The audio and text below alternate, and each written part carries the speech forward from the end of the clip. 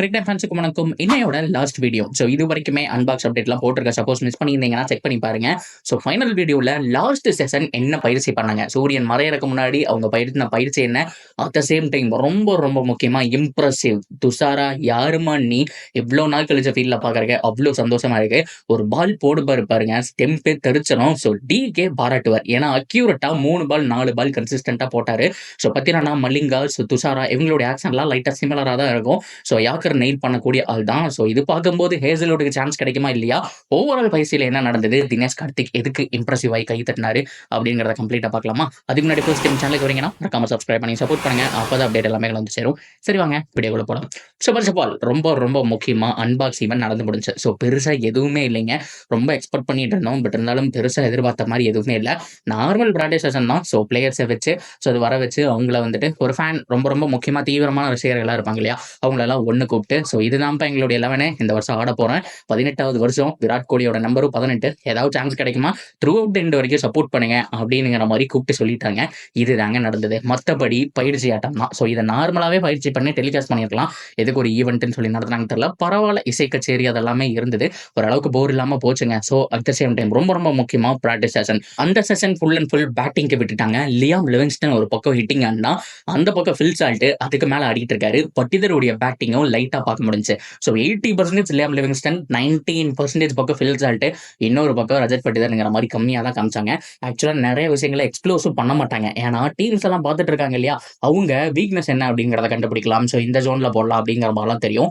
அதனாலேயே நிறைய டீம் விவரமா இருக்காங்க. சிஎஸ்கேவெல்லாம் பார்த்தீங்க அப்படின்னா லைட்டாக பேட்டிங் பண்ணுற 2 ஷாட், ஸோ அதுக்கப்புறம் பவுலிங் இதை மட்டும் நிறுத்திட்டாங்க. ஸோ ஆர்சிபியும் கிட்டத்தட்ட அப்படி தான். ஸோ பெருசாக ரிவீல் பண்ணல. ரிவீல் பண்ணாலும் பிரச்சனையாக போயிடும். ஸோ அதெல்லாம் அப்படியே பொத்தி வச்சுக்கிறது தான் நல்ல ஒரு விஷயம். ஸோ செகண்ட் செஷன், அதாவது நான் செஷன் சொல்கிறேன் எதுலேருந்து இது வரைக்கும் கேட்காதீங்க.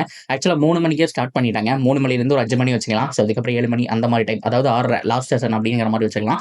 செகண்ட் செஷனில் என்ன நடந்துச்சுன்னா முழுக்க முழுக்க பவுலிங். இந்த இடத்துல தான் நம்ம ஒரு தர பார்த்தோம். நுவான் துஷாரா என்ன ஒரு அக்யூரசி. உண்மையாலுமே ஹேசல்வுட் இப்போ தான் வந்திருக்கிறதுனால ஃபீல்டில் நிறைய பார்க்க முடியல. ஆக்சுவலாக போட்டாருன்னு கேள்விப்பட்டேன்.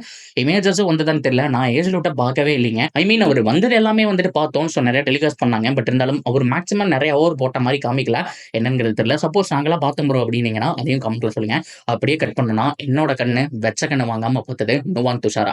அந்த ஒரு ஆக்ஷன், ஸோ அந்த ஒரு சைடாம் ரிலீஸ், அந்த ஒரு யாக்கல் நெயில் பண்றது உண்மையாலுமே வேற மாதிரியான ஒரு பவுலர். என்னை பொறுத்த வரைக்கும் ஹேசல்வுட், லுங்கி அங்கடி, ரொமேரியா செப்போடு இந்த மாதிரி நிறைய ஆப்ஷன் இருந்தாலுமே நுவான் துஷாருக்கு சான்ஸ் கொடுங்கயா அப்படிங்கிற மாதிரி தாங்க கேட்க தோணுது.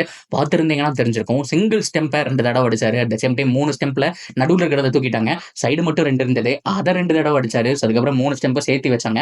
அப்படியே ரிவர்ஸ்ல வந்துச்சுன்னு சொல்லி ஆகணும். ஸோ அதுக்கப்புறம் விராட் கோலிக்கு ஒரு 2 ஓவர் போட்டாரு. நல்லா நச்சுன்னு உள்ளே போட்டாரு. அவரும் டிஃபென்ஸ் ஆடி இருந்தாரு. கட் பண்ணோம்னா ரஜத் பட்டிதருக்கும் செம்மையா போட்டாருங்க. ஸோ பெருசா ஒரு லூஸ் பால் போட்டு பார்க்கவே இல்லை. செம்ம ரிதம்ல இருக்காரு. என்ன பொறுத்த வரைக்கும் எப்பவுமே ரிதம்ல இருக்கிற பிளேயருக்கு சான்ஸ் கொடுக்கணும். ஆனா ஆர்சிபியும் சிஎஸ்கே மாதிரி தான். என்ன அப்படின்னா ரச்சினை உட்கார வச்சுட்டு டிவான் கான்வேவை அங்க ஆட வைக்கிறதுக்கு சான்ஸ் இருக்கு. ஸோ அதே மாதிரி இவரை உட்கார வச்சுட்டு ஹேசல்வுட் தான் ஆடுவாருன்னு எனக்கும் தோணுதுங்க. என்ன பண்ண போறான்னு தெரியல. உங்களுடைய ப்ரெடிக்ஷன் என்னன்னு சொல்லுங்க. ஸோ ஃபைனல் செஷன்ல என்ன நடந்தது அப்படின்னா பேட்டிங் பவுலிங் இதெல்லாமே முடிஞ்சதுக்கு அப்புறம் ஸோ எல்லாத்தையுமே ஒன்ஸ் காமிச்சாங்க. ரொம்ப முக்கியமா ஆண்டி ஃபிளாருடைய ஸ்பீச். இந்த தடவை எங்களோட 100% போடுவோம். ஸோ நாங்க நீட்டா விளையாட போறோம் அப்படிங்கிற மாதிரி சொல்லியிருக்காங்க. ஸோ நீட்டானா என்ன அப்படின்னா அவங்க நிறைய ஸ்டாட்ஸ் வச்சிருக்காங்க. அதாவது 7 மேட்ச்ல இவ்வளவு வின் பண்ணோம், ஸோ சின்னசாமியில இவ்வளவு வின் பண்ணோம், ஸோ இதுக்கு இவங்க அதுக்கு அவங்கிற மாதிரி ஸ்டாட்ஸ் அப்படிங்கிற மாதிரி எடுத்து வச்சிருக்காங்க. ஸோ அதுபடி தான் கம்ப்ளீட் கிரிக்கெட் ஆட போறாங்க. 2 மாசம் தரமான சம்பவம் இருக்குங்கிறதுல ஒரு துளி கூட மாற்றம் இல்லை. So that's video guys. உண்மையாலுமே இந்த ஈவெண்ட் நடத்துறதுனால பிளஸ்ஸா மைனஸான்னு கேட்டால் எனக்கு சொல்லவே தெரியல.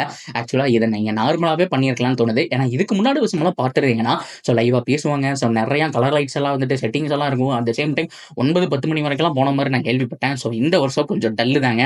ஸோ இதுதான் என்னுடைய ப்ரெடிக்ஷன். மேபி நான் இப்போ வரைக்கும் பார்த்துட்டு இருக்கேன், லைவ் முடிய போகுது. ஸோ இதுக்கப்புறம் 2 மணி நேரம் 3 மணி நேரம் ப்ரோக்ராம் வருமானு தெரியல.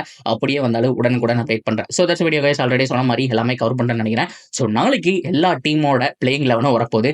கேகேஆர், ஆர்ஆர், மும்பை யாரெல்லாம் விட்டன் கமெண்ட்ல சொன்னீங்களோ எல்லா பிளேயிங் 11 நம்ம போட்டுருவோம். அதே மாதிரி ஆர்சிபியோட முதல் மேட்சோட பிளேயிங் 11 பார்க்க போறோம். இதெல்லாம் தெரிஞ்சுக்கணும்னா நம்ம சேனலோட தொடர்ந்து நினைச்சிருங்க.